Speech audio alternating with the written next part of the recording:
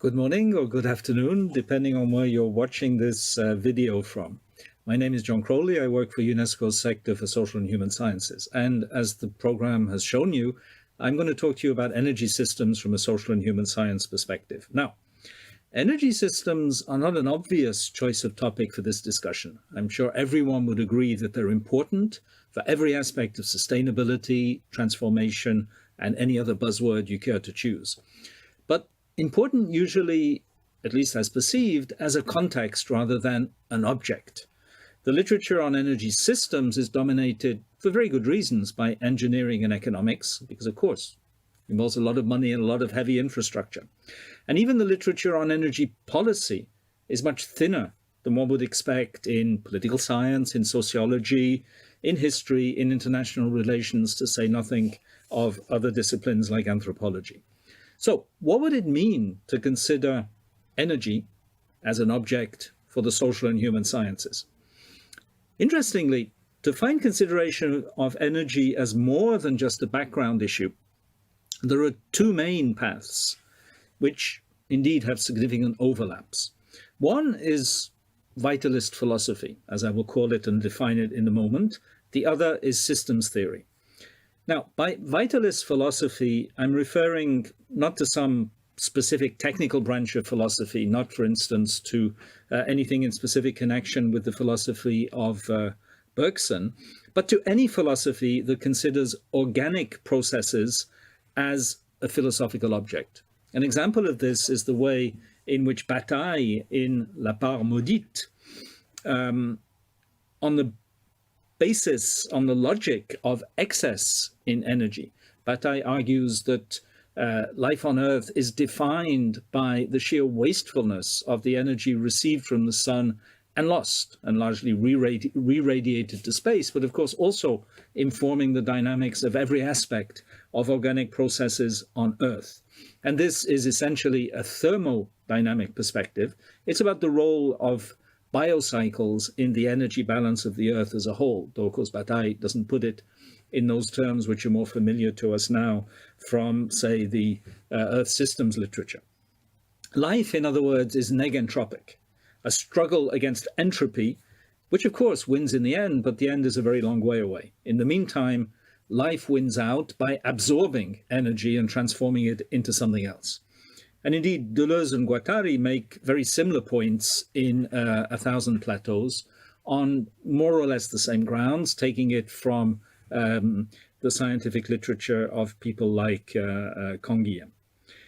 This angle on individual units of energy transformation, to put it that way, feeds naturally into systems theory. And indeed, the purely individualistic approach isn't compatible with what either Bataille or Deleuze and Guattari say. It's already some kind of a systems perspective, in which case the view of vitality as negentropic hybridizes very naturally with information theory.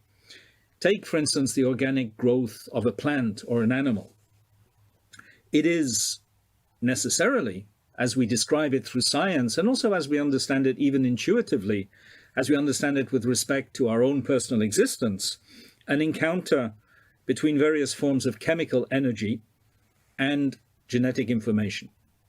The energy alone could not produce organized organic life, and the information alone would be powerless without the energy to actualize it.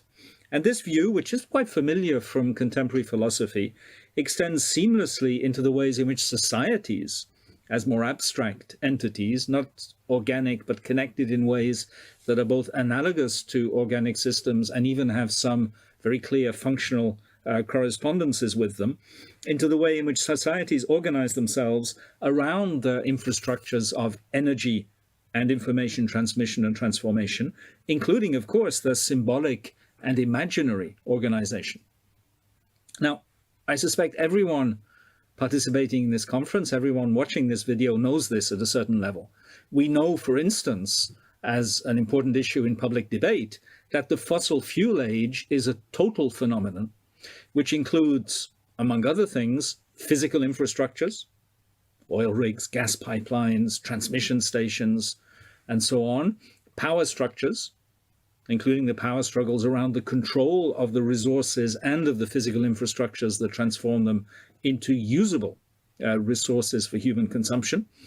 The physical, financial, and symbolic flows that get resources from where they are in terms of production to where they need to be in terms of consumption. And there's a rich history of how the control of the various kinds of flows around energy has shaped and reshaped political systems and even global geopolitics. The patterns of behavior by which, as consumers of energy and energy-related services, we come to acquire certain kinds of socially constructed identities. The motor car, the automobile is a very good example of this, the way in which in very few decades it moved from being just a technology, a rather optional technology, one that when originally invented was probably much less efficient at doing what it was doing than more traditional modes of transport such as horses, but which came not just to replace horses as they were traditionally used, not just to change patterns of use, but to change the whole structure of society around a particular mode of imaginary construction of speed and of distance and of convenience, which was fully completed in the 1940s in the US and not long after that in Europe, largely in the 1960s, with the replacement of traditional forms of collective transport by individual automobiles and the consequential transformation, structural and imaginary, social and political, of urban spaces in particular around this new arrangement of transport systems. So patterns of behavior that are intimately connected, of course, as we all know, with the structures that make them possible and at the same time emerge from them. And finally, the imaginaries. I've just referred to the imaginary of the automobile. The imaginary of electricity available at the touch of a button is also a social imaginary, not just a technological fact. We take it for granted in ways that, in the same way that as everything else that we take for granted, shape our being and our identity. As an activist object, this is very well defined.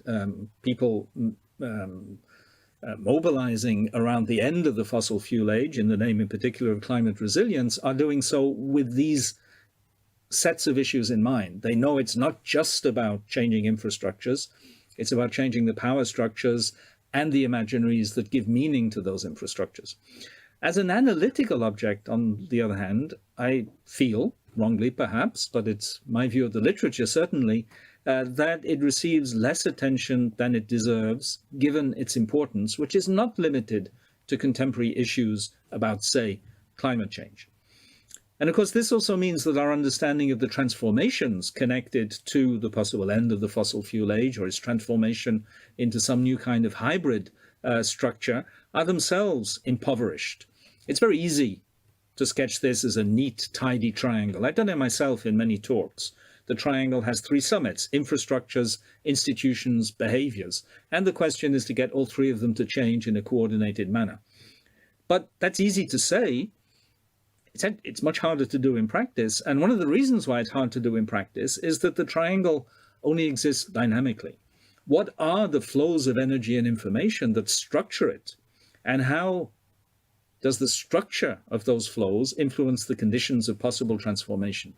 That's obviously, again, a political challenge, an activist challenge, if you will, but it needs to be seen as well as a conceptual, analytical challenge, and also as a methodological challenge. How will we study these things? What are the appropriate ways of considering systems that can capture all of the features that make them exist as systems? Put it differently, any politics is negentropic by definition. Politics is a struggle against a certain form of entropy, and the political organization of a community produces something through the confluence of energy and information that otherwise would not exist. It's a struggle to impose a certain kind of order, for better, for worse, including all the pathologies of order, the ideology of order, to borrow the title of now a very old and classic book by Preston King. But which negentropy? Simply to say that we are struggling against entropy in the name of some kind of negentropy is not to say anything about what might be desirable or feasible at that level. And of course, when I say we, I'm just using it as a verbal form, as we often do, rather lazily. Nothing says that everyone could or should want the same thing. Now, as you can imagine, I'm not going to answer any of these questions. My time is up. This brief talk was just designed to excite some curiosity, I hope, around these topics, at most to set a possible agenda. But what I am certain of is that serious engagement with Earth regeneration, which many of us would agree is necessary in the face of climate change and biodiversity loss, freshwater scarcity, plastic dissemination, and everything else that currently challenges us, demands serious intellectual engagement with energy by the social and human sciences. Thank you very much and goodbye.